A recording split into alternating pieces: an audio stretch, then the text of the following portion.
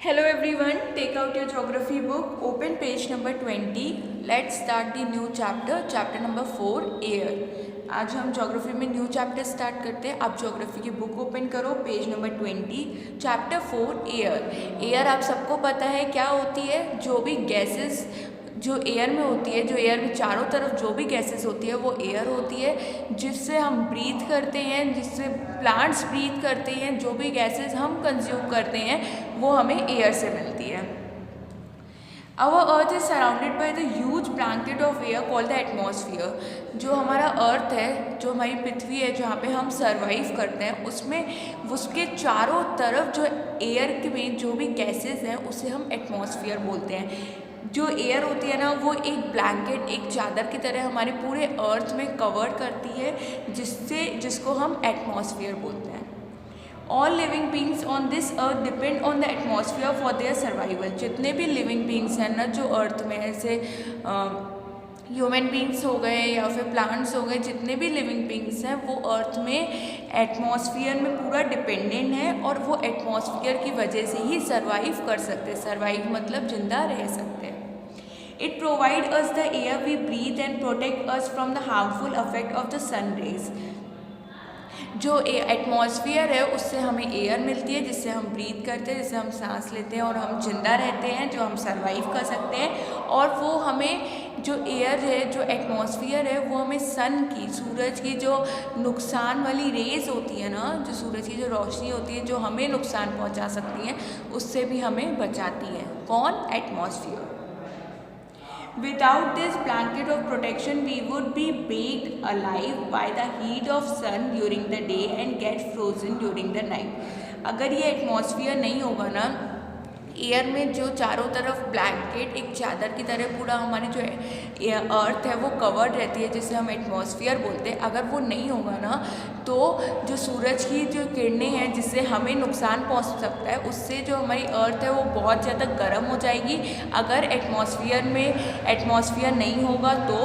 और रात के समय हमारी जो अर्थ है वो पूरी ठंडी पड़ जाएगी, जिससे ठंड जो है, जो टेम्परेचर है वो बहुत ज़्यादा घट जाएगा, बहुत ज़्यादा ठंड पड़ जाएगी, जिसकी वजह से हम सर्वाइव नहीं कर पाएंगे। इसलिए एटमॉस्फियर बहुत ज़्यादा इम्पॉर्टेंट है, जिससे वो सूरज की जो हार्मफुल रेज होती हैं उससे भी वो हमें बचाती है और रात के समय हमारी धरती को बहुत ज़्यादा फ्रीज भी नहीं होने देती है और टेम्परेचर को नॉर्मल रखती है। So it is this mass of air that has made the temperature on the earth livable. इसलिए एटमॉस्फेयर की वजह से ह्यूमन बींग्स अर्थ में सर्वाइव कर सकते हैं। यहाँ पे आ जाओ, एक ब्लू कलर का आपको बॉक्स दिया है, डू यू नो, ये बहुत इंपॉर्टेंट है। Carbon dioxide release in the atmosphere creates a green house effect bye trapping and heat radiation from the earth. इसमें हमें ग्रीन हाउस पढ़ेंगे। आपको पता है कार्बन डाइऑक्साइड क्या होती है? कार्बन डाइऑक्साइड एक गैस होती है, हम ऑक्सीजन ब्रीथ करते हैं, लेकिन जो हम सांस को छोड़ते हैं वो कार्बन डाइऑक्साइड होती है। और कार्बन डाइऑक्साइड ब्रीथ कौन करता है? प्लांट्स। तो उससे हमारा ग्रीन हाउस होता है, जिससे हमारे जो एटमॉस्फियर है वो बहुत ज़्यादा उसमें हरियाली छाई होती है। It is therefore the greenhouse gas and without it the earth would have been too cooler to live in. अगर ग्रीन हाउस नहीं होगा ना, मतलब हमारे अर्थ में अगर कार्बन डाइऑक्साइड नहीं होगी तो हमारा जो अर्थ है वो बहुत ज़्यादा ठंडा पड़ जाएगा, बहुत ज़्यादा फ्रीज होने लगेगा, जिसकी वजह से लोगों का सर्वाइव करना बहुत ज़्यादा मुश्किल हो जाएगा।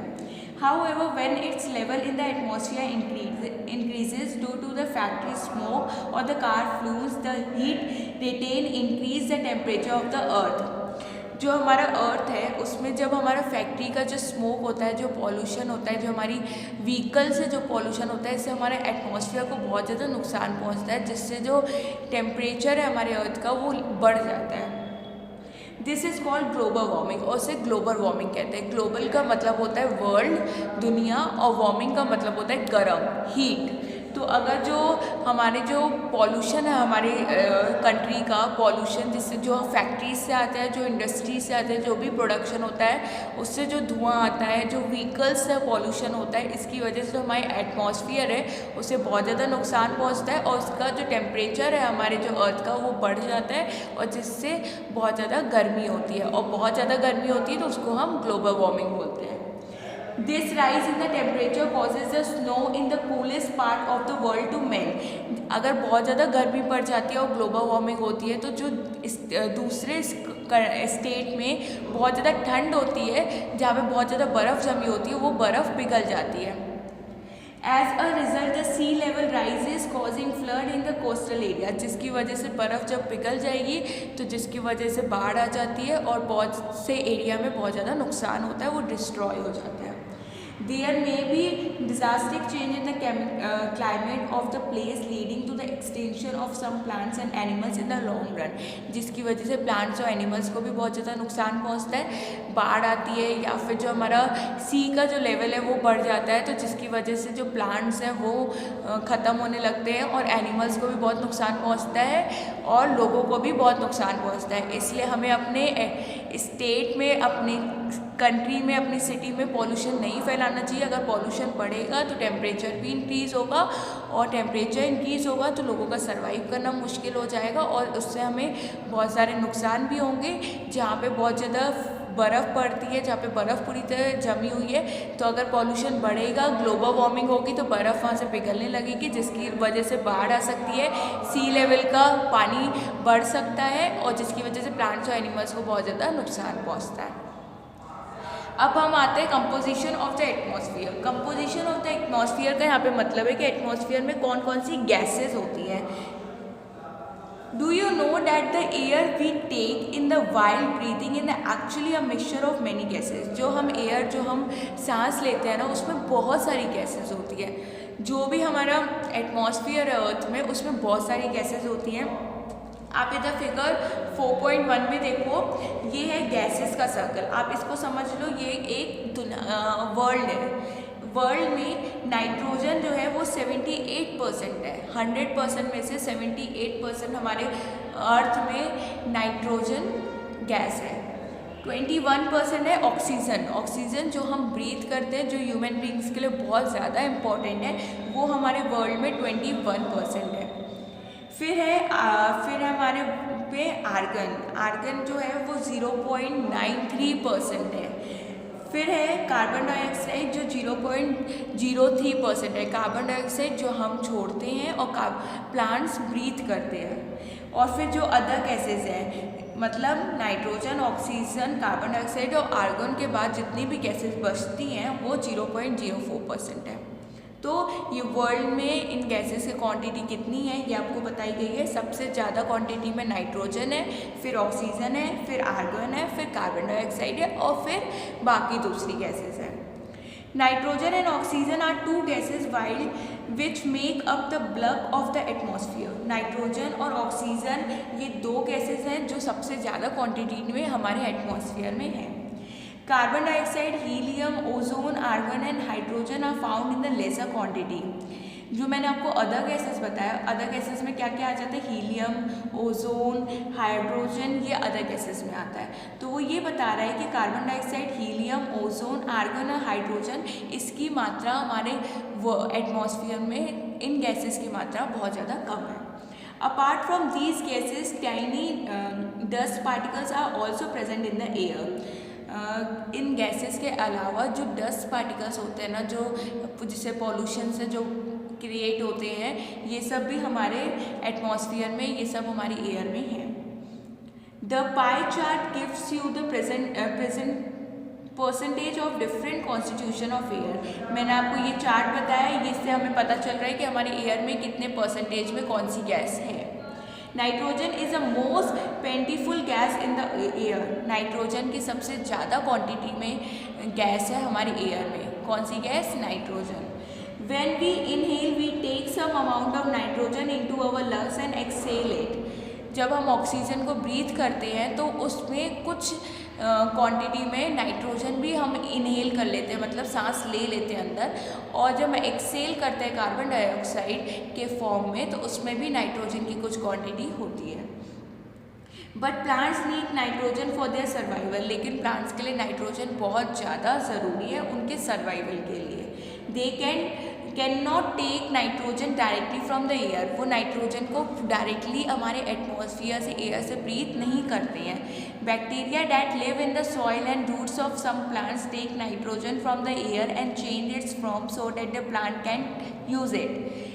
प्लांट्स जो होते हैं वो डायरेक्टली नाइट्रोजन ब्रीथ नहीं करते हैं। प्लांट्स में जो बैक्टीरिया होते हैं, जो कीड़े होते हैं, जो सॉइल और रूट्स में रहते हैं, वो नाइट्रोजन को इनहेल करते हैं, मतलब नाइट्रोजन को सांस लेते हैं नाइट्रोजन से।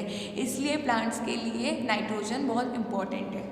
Oxygen is a second most plentiful gas in the air. Oxygen एक सेकेंड मोस्ट प्लेंटीफुल गैस है, मतलब बहुत इंपॉर्टेंट गैस है जो हमारी एयर में है और जिसकी क्वांटिटी सेकेंड नंबर पे है, जो कि 21% है।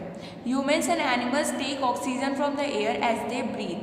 जो ह्यूमन्स और ह्यूमन बींग्स होते हैं, जो एनिमल्स होते हैं, वो ऑक्सीजन से ही सांस लेते हैं। Green plants produce oxygen during photosynthesis. आपको पता होगा फोटोसिंथेसिस की प्रोसेस, अगर आपने साइंस में पढ़ी होगी फोटोसिंथेसिस की प्रोसेस, तो जो ऑक्सीजन होता है वो प्लांट प्रोड्यूस करते हैं। कैसे? फोटोसिंथेसिस से। In this way oxygen contain in the air remain constant, जिसकी वजह से ज़्यादा प्लांट्स होंगे तो ऑक्सीजन भी हमारे एयर में होगी।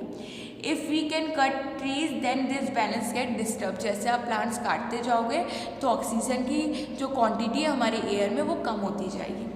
Carbon dioxide is another important gas. Carbon dioxide भी बहुत ज़रूरी है बहुत ज़रूरी गैस है हमारी एयर के लिए। क्यों? क्योंकि कार्बन डाइऑक्साइड प्लांट ब्रीथ करते हैं। Green plants use carbon dioxide to make their food and release oxygen. अगर आपने फोटोसिंथेसिस में ये पढ़ा होगा तो जो ग्रीन प्लांट्स होते हैं वो कार्बन डाइऑक्साइड ब्रीथ करते हैं और उसी से अपना फूड प्रोड्यूस करते हैं और ऑक्सीजन को छोड़ते हैं। ह्यूमन्स और animals release carbon dioxide. Humans और जो एनिमल्स होते हैं वो कार्बन डाइऑक्साइड को छोड़ते हैं और ऑक्सीजन को इनहेल करते हैं और कार्बन डाइऑक्साइड को एक्सहेल करते हैं। The amount of carbon dioxide release by humans और animals seems to be equal to the amount use by the plants which make a perfect balance. जो ह्यूमन बींग्स और animals होते हैं वो oxygen को इनहेल करते हैं और कार्बन डाइऑक्साइड एक्सहेल करते हैं। उसी तरह जो प्लांट्स होते हैं वो कार्बन डाइऑक्साइड को इनहेल करते हैं और ऑक्सीजन को एक्सहेल करते हैं। इनहेल का मतलब सांस लेना और एक्सहेल का मतलब सांस छोड़ना।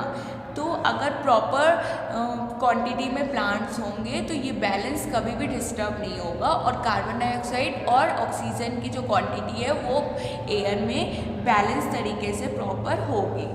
However, the balance is upset by burning of fuel such as coal or oil। और ये बैलेंस कब बिगड़ता है? अगर हमारे एयर में बहुत पॉल्यूशन होगा तो ये बैलेंस भी बिगड़ेगा। They add billions of tons of carbon dioxide into the atmosphere each year। Pollution की वजह से जो कार्बन डाइऑक्साइड की जो क्वांटिटी है वो धीरे धीरे घटती जाती है। As a result, the increased volume of carbon dioxide is affecting the earth weather and climate। अगर कार्बन डाइऑक्साइड बढ़ती जाएगी तो उसकी वजह से जो हमारा अर्थ का वेदर है, मौसम है और क्लाइमेट है वो डिस्टर्ब होता जाएगा और जिसकी वजह से ह्यूमन बींग्स और एनिमल्स और प्लांट्स को सर्वाइव करने में बहुत ज़्यादा प्रॉब्लम होगी। ओके, तो एयर में कितनी गैसेस होती है? Nitrogen, oxygen, carbon dioxide, argon और अदर गैसेस होती हैं। नाइट्रोजन 78% होती है, ऑक्सीजन 21% होती है। ये 2 इम्पॉर्टेंट गैसेस है जो आपको पता होना चाहिए और कार्बन डाइऑक्साइड 0.03% होती है। जो ह्यूमन बींग्स और एनिमल्स होते हैं वो ऑक्सीजन को इनहेल करते हैं और कार्बन डाइऑक्साइड को एक्सहेल करते हैं और जो प्लांट्स होते हैं वो कार्बन डाइऑक्साइड को इनहेल करते हैं और ऑक्सीजन को एक्सहेल करते हैं।